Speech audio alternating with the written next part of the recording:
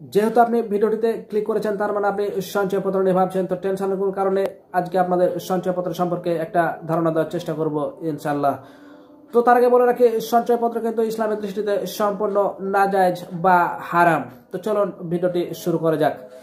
তো কথা হলো যে সঞ্চয়পত্র হচ্ছে আপনি যে কোনো জায়গায় করতে পারবেন, তার ভিতরে হচ্ছে ব্যাংকে করতে পারবেন কিনা।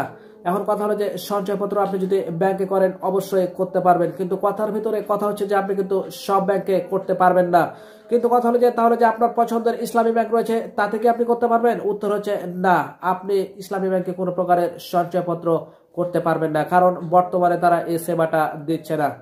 সোনালী ব্যাংকে, রূপালী ব্যাংক অর্থাৎ যে সকল ব্যাংকগুলো সরকারি খাতসমূহ রয়েছে সেগুলো আপনি অতি সহজেই কিন্তু সঞ্চয়পত্র স্কিমটা ক্রয় করতে পারবেন। এছাড়াও বাংলাদেশ ব্যাংকের অধীনে যেগুলো ব্যাংক রয়েছে সেগুলোতে আপনি সঞ্চয়পত্র স্কিমগুলো ক্রয় করতে পারবেন। এছাড়াও বিভিন্ন কমার্শিয়াল যে সকল ব্যাংকগুলো রয়েছে আপনি ইচ্ছা করলে অতি সহজেই কিন্তু সেখান থেকে সঞ্চয়পত্রগুলো ক্রয় করতে পারবেন। এখন প্রশ্নের ভিতরে প্রশ্ন হচ্ছে যে ব্যাংকে সঞ্চয়পত্র করাটা ভালো হবে নাকি পোস্ট অফিসে গিয়ে সঞ্চয়পত্র করাটা ভালো হবে। শুনেছেন যে পোস্ট অফিসে সঞ্চয়পত্র করা যায়। এখন কথা হলো যে পোস্ট অফিসে করুন, ব্যাংকে করুন, রেজাল্ট একই, আপনি কিন্তু মুনাফার পরিমাণ সব এক সমানই পাবেন। এটা হচ্ছে সরকারের একটা শাখা, অর্থাৎ আপনার সুবিধা যদি হয় আপনি ব্যাংকে করতে পারেন, আপনার যদি সুবিধা হয় তাহলে আপনি পোস্ট অফিসে করতে পারেন। যেখানে যাই করেন রেজাল্ট এক, গ্যারেন্টি এক, সব এক, কারণ এই সবগুলো খাত হচ্ছে সরকারি একই শাখা। তারা মনে করেন যে একটা আমরা যখন কারেন্ট বিল দিতে যাই যে কোনো জায়গায় আমরা যদি জমা দিই তাহলে রেজাল্ট কিন্তু একটা, সেগুলো কিন্তু ব্যাংকে জমা হয়ে যায়, তারপর কিন্তু সেটা কোম্পানির কাছে চলে যায় সেই বিলগুলো। ঠিক সেরকম ভাবে শাখাগুলো যেগুলো রয়েছে সোনালী ব্যাংক, রূপালী ব্যাংক, সঞ্চয়পত্র, বিভিন্ন বেসরকারি ব্যাংক, সবগুলো তো আমরা টাকা জমা দিই, কিন্তু তাহলে কি আলাদা আলাদা সঞ্চয়পত্রের মালিক?